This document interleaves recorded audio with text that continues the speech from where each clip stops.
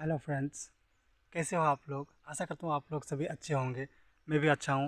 दोस्तों, दुर्गा पूजा चला गया, अभी आपका रास लीला आ रहा है, रास मेला आ रहा है, फिर आपका दीपावली है, फिर छठ पूजा है। तो दोस्तों, इन तीनों की बहुत बहुत शुभकामनाएं आप सभी को। दोस्तों आज मैं बागान में आया हूँ और बागान से आप लोगों को कुछ मैसेज देना चाहूँगा। क्योंकि दोस्तों, आज जब मैं सुबह आया तो मुझे कुछ चिड़ियों की चिचाहट सुनाई तो दी, लेकिन उन चिड़ियों को चिचाहट नहीं सुनाई दी जो चिड़िया बचपन में मुझे दिखाई देता था, और जो जिसका स्वर बहुत ही कोमल और मधुर होता था दोस्तों।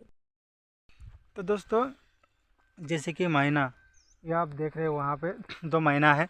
मैना चिड़िया हो गया, फिर हो गया कौवा।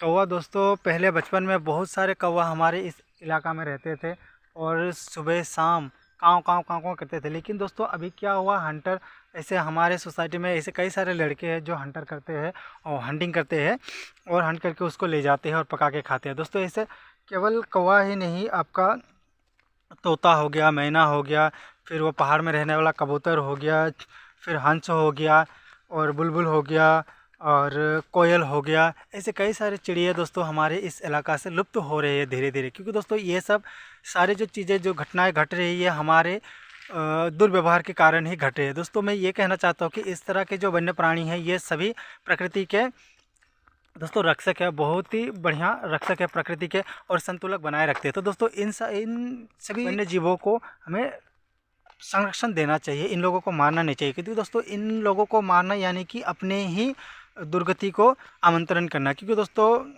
जो ग्लोबल वार्मिंग जो पड़ रहा है दोस्तों, ये सबके लिए बहुत ही खतरनाक है दोस्तों। तो इन सारी चीज़ों से बचने के लिए हमें उपाय लेना चाहिए। और ये जो उपाय है दोस्तों, कि वन्य पशु को मारना, एनिमल्स को मारना, बर्ड्स को मारना, हंटिंग करना और उसको पका के खाना, दिस इज़ वेरी वेरी अनटॉलरेट।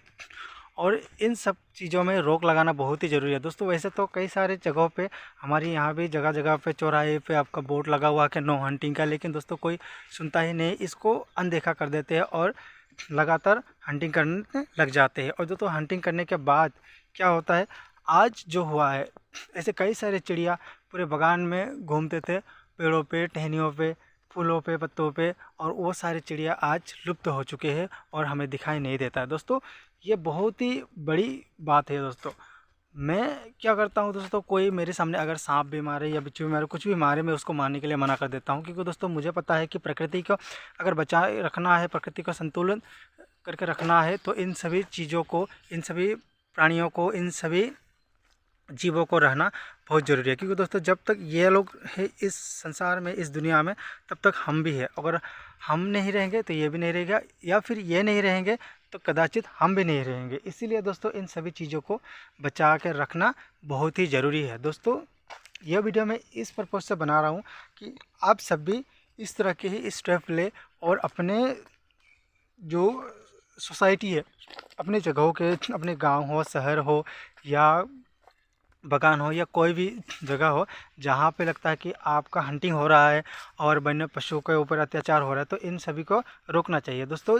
अभी हमारे बागान में हाथी का सीजन है, और कल भी आया था हमारे घर के सामने, यानी कि खेतों में हाथी घुसा था, लेकिन कोई उसको हानि नहीं पहुँचाया, बस आराम से उसको थोड़ा हल्ला गुल्ला करके उसको भगा दिया ऊपर की ओर, यानी कि जंगल की ओर पहुंचा दिया उसको। लेकिन दोस्तों, उन सभी हाथियों ने ना तो किसी का अनिष्ट किया है, ना ही किसी को कोई चोट पहुंचाया, हानि पहुंचाया, कुछ भी नहीं किया। इसीलिए दोस्तों, हमारे सोसाइटी के लोगों ने भी उस वन्य प्राणियों को कोई हानि नहीं पहुंचाया, उसको आराम से उनके जंगलों में जहाँ से वो लोग आए थे वहाँ उन लोगों को पहुँचा दिया।